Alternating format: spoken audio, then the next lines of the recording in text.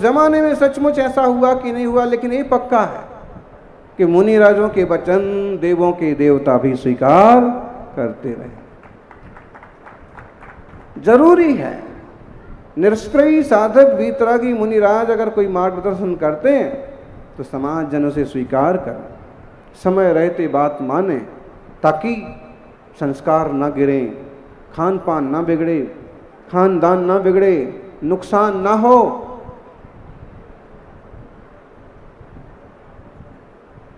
एक छोटा सा समाज है और उसमें भी अगर संरक्षण ना हुआ, आचार विचार सुरक्षित ना रहा तो क्या होगा। संयम की बात हम आपसे कह रहे हैं, और आपसे संयम कहने का मतलब ये नहीं है कि सभी मुनि बन जाएं। मुनिराज की दशा स्वीकार करने के लिए बहुत साहस चाहिए, बहुत पुण्य चाहिए, बहुत पुरुषार्थ चाहिए, बहुत बड़ा वेद विज्ञान चाहिए। लेकिन इस संयम का उपदेश का आशय है कि कम से कम 5 अणुव्रत के धारी तो बन ही जाइए। एक अणुव्रत का धारी श्रावक अहिंसा धर्म का पालन करता हुआ व्यापार भी करता है, राज भी चलाता है। एक श्रावक सत्यव्रत का पालन करता हुआ गृहस्थी आराम से चलाता, सत्य का पालन करता। एक गृहस्थ बिना चोरी चपाटी, बिना मिलावटखोरी के बड़े ईमानदारी से अपना धंधा व्यापार करता है, ऊंचाइयां हासिल करता है। और ब्रह्मचर्य अणुव्रत लेने के बाद भी, स्वदार संतोष व्रत लेने के बाद अपने परिवार से संतुष्ट रहता है, अनेक उत्तम संतानों को जन्म देता है। ब्रह्मचर्य अणुव्रत है उसका, ब्रह्मचर्य अणुव्रत है, स्वदार संतोष व्रत है। दुनिया की सारी स्त्रियां माँ बहन के समान हैं, लेकिन जिसके साथ पाणी ग्रहण हुआ है वह उसकी पत्नी के रूप में है, और जो उनकी पत्नी है वह उनका परिवार है, और अपने परिवार को विकसित करता है, बड़ा बनाता है, अनेक संतानों को जन्म देता है, जिन शासन के संस्कार देता है, और जिन धर्म की गाड़ी को चलाने के लिए एक उत्तम परिवार को तैयार करता है। धर्मात्मा श्रावक गृहस्थी में भी केवल भोगों के लिए नहीं जाता है।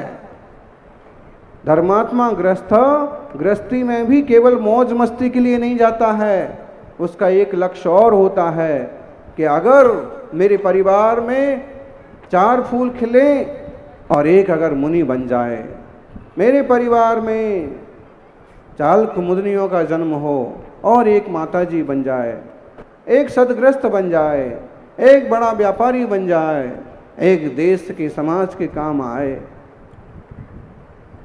केवल भोग में नहीं डूबना, भोगों के पीछे भी सोद्देश्य है, उद्देश्य है। अरे मुनि जो आज मंच पर बैठे हैं, मुनि जो बने हैं, माताजी जो हैं, वो भी तो कहीं से आए हैं, किसी माँ बाप की संतान है। कीचड़ में ही कमल खिलता है, ध्यान रखिए। लेकिन कीचड़ में खिल कर के कमल ऊपर ऊपर जाता है, और कीचड़ में कीड़ा नीचे नीचे घुसता चला जाता है। कीचड़ में रह के भी कमल बनना, कीड़ा नहीं बनना। सौभाग्यशालीओ, આજનો દિવસ કેવો છે? सोनो करता मोंगो छे। सोने से भी महंगा मौका आ गया। सोना करता मोंगो शू बोलो गुजराती भाइयों અને बहनों मित्रों, सोना करता मोंगो शू? संयम। देवताओं से ज्यादा इस बात को कौन जान सकता है कि वे सारा सोना समर्पित करने को तैयार हैं, लेकिन पालकी उठाना, संयम के मामले में आगे होने का मौका उन्हें नहीं मिल रहा है। समझना, एक भय के बाद तो पूर्ण ब्रह्मचर्य व्रत स्वीकार करो, शरीर को रंगना बंद करो, सात्विक जीवन जियो।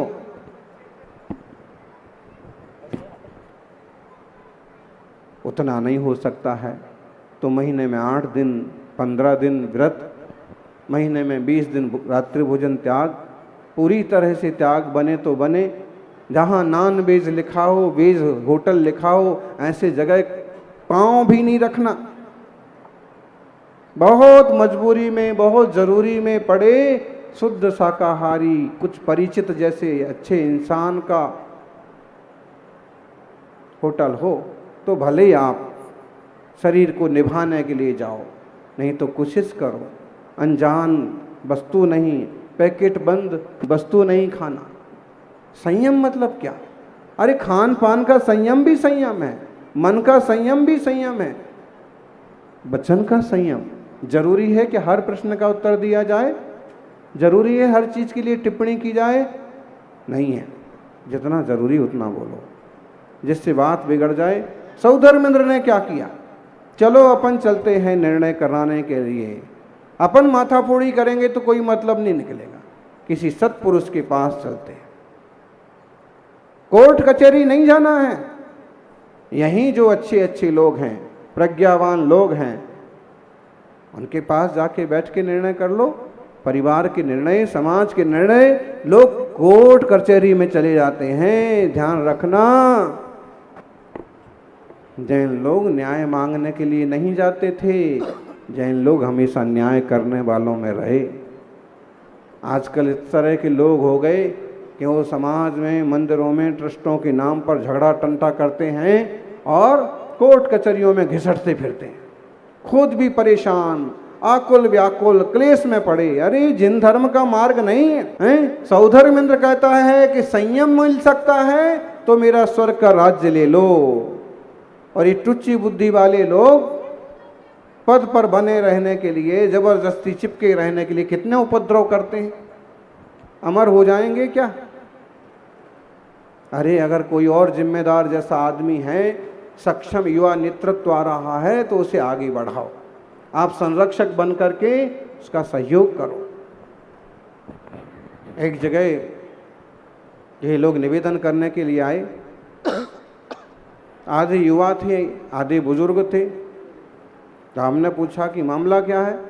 उन्होंने कहा, महाराज हमारे यहाँ का नियम है, हम लोगों ने नियम बनाया है कि कमेटी में आधे बुजुर्ग रहेंगे, आधे युवा रहेंगे, और जैसे ही युवा सीख जाएंगे तो ये आगे बढ़ जाएंगे। इसके बाद और नई युवा टोली आ जाएगी, बुजुर्ग इसको छोड़ करके निकल जाएंगे।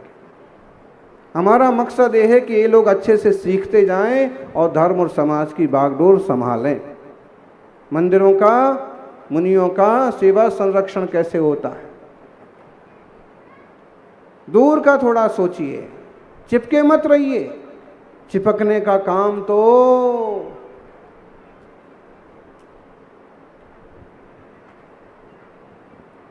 कौन होता है? चिपकने का काम कौन करता है? और जितना ज़्यादा चिपकता है उसको उतना ज़्यादा कठोरता से छुड़ाया जाता है।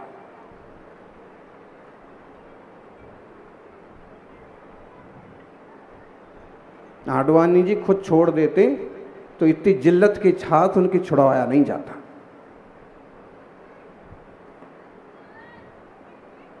ऐसे और लोगों का है। एक समय के बाद, एक मर्यादा के बाद खुद छोड़ना सीखो, नहीं तो अरे तीर्थंकर का घर से निकलना, सिंहासन से उठ करके वैराग के रास्ते पर चलना प्रतीक है। वो संदेश देते हैं कि मौका रहते खड़े खड़े निकल जाओ, वरना आड़े लेटे मरने के बाद घसीट करके बाहर निकाले जाओगे। जब तक श्वास है, जब तक सक्षम हो, तब तक धर्म ध्यान में उपयोग लगाना सीख लो। मुनि राजों के साथ चलना सीख लो। मंदिर में जे जाकर के स्वाध्याय और देवाराधना में समय बिताना सीख लो। जितने शालीनता से जिंदगी जियोगे उतने आनंद में रहोगे। भोगो, भोग की सामग्री अस्थिर है। नीलांजना में क्या हो रही थी बताइए?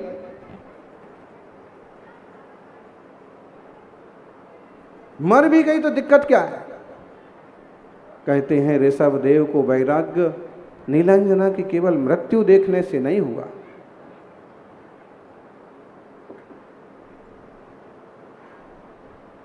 जगत की निष्ठुरता देखिए कि किसी का घात हो गया, कोई मर गया, फिर भी लोग नृत्य देखने में मस्त हैं।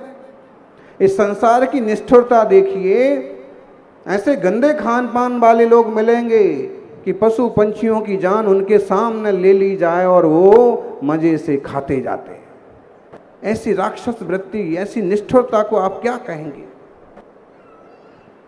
घर में आरती रखी हो और जलेबी पोहे का नाश्ता चल रहा हो, शमशान में अंतिम संस्कार चालू ना हुआ हो और साथ में आने वालों के लिए नाश्ते की व्यवस्था हो गई हो। आजकल तो होने लगा। ये निष्ठुरता तो नहीं है तो क्या है?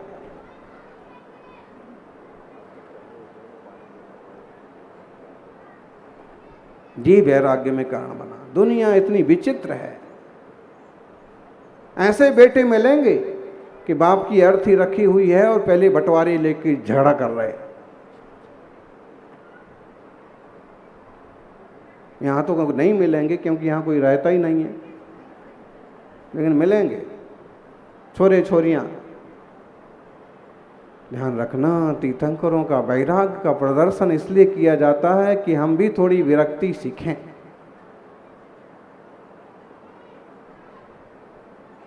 नारियल जितना ज्यादा, नारियल की गिरी जितना ज्यादा अपने खोल से चिपकी रहती है, उतना ही पीट पीट के निकाली जाती है। और अगर सूखा हुआ गोला हो तो एक बार आराम से यूं निकल जाता है।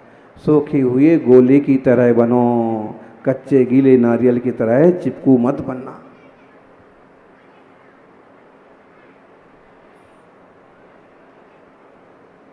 बड़े बुजुर्गों से आग्रह, इस तरह का जीवन होना चाहिए जैसे आपके दादा बाबा का था। जैसे शिक्षा लेते हैं बेटे पोते, हमारे दादाजी ऐसे। और अब तो एक ही टेबल कुर्सी पर बैठ कर के दादा पोता दादा नाना सब एक रात को खा रहे हैं,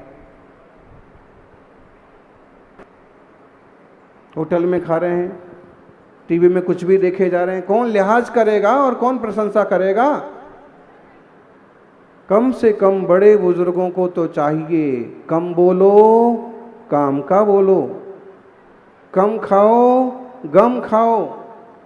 अपने आचार विचार को ऐसे बनाओ कि 5-25 साल ही सही बेटे पोते कहें तो हमारे दादाजी, हमारे पिताजी ऐसे बढ़िया।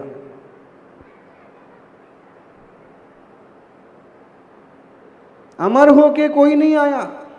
देवताओं को हम अमर कहते हैं, देवता भी अमर नहीं होते। अमर बन के कोई नहीं आया। सबको एक दिन जाना है और सारे संयोग वियोग में बदल जाना है।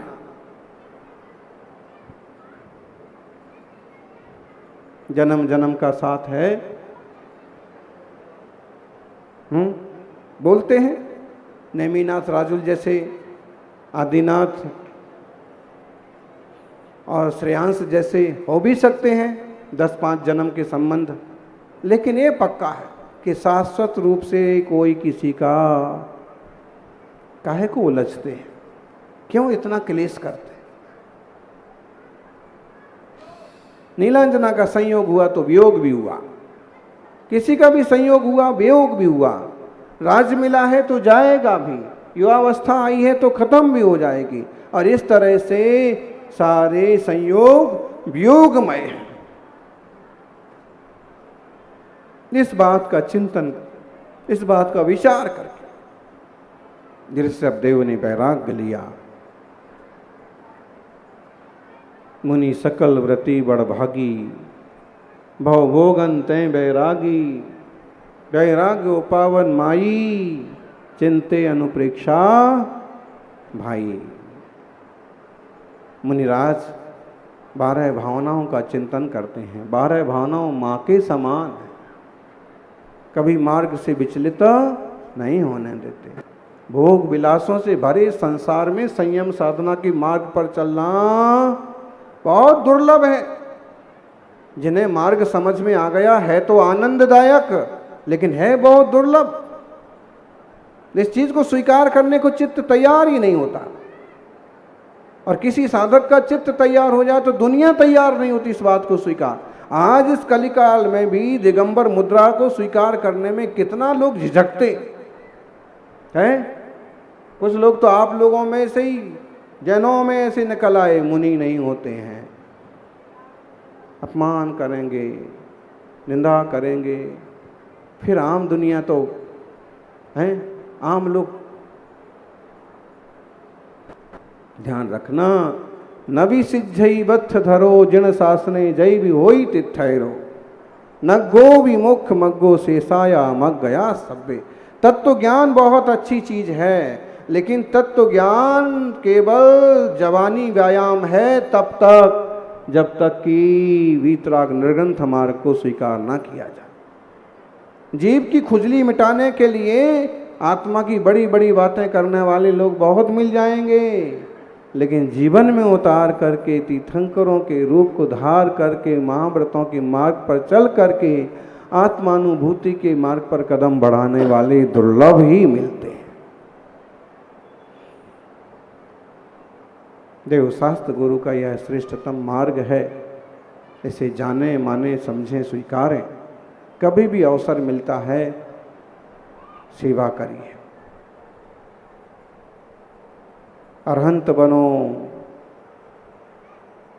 तपस्वी सम्राट कहते थे, जीवो अरहंत बनो, अरहंत नहीं बनते तो संत बनो, और संत ना बन पाओ तो संतोषी तो बन ही जाओ। संत ना बन पाओ तो संत का कमंडल पकड़ने के लायक तो बन जाओ। सभी का जीवन मंगलमय हो, जैसा प्रभु आदिश्वर को वैराग उपलब्ध हुआ। आहो, अगर हम ऐसे बात कहें कि एक मरण देख के वैराग हो गया, और हमको कितने मरण देखने पड़ते हैं। अभी कल परसों एक घटना घट गई और एक साथ कितने लोग बिजली गिरने से 70 जितने लोग, बहुत सारे लोग आकाशीय बिजली गिरने से, एक्सीडेंट होने से कितनी घटनाएं घट जाती हैं। बस यूं पढ़ते हैं, यूं मोबाइल पर देखते हैं। उन आजकल तो खेल हो गया, संवेदनशीलताएं कम होती जा रही हैं। मनुष्य का मनुष्य होना तभी सार्थक है जब संवेदनशीलता हो। संवेदनहीन होना शैतान की निशानी है।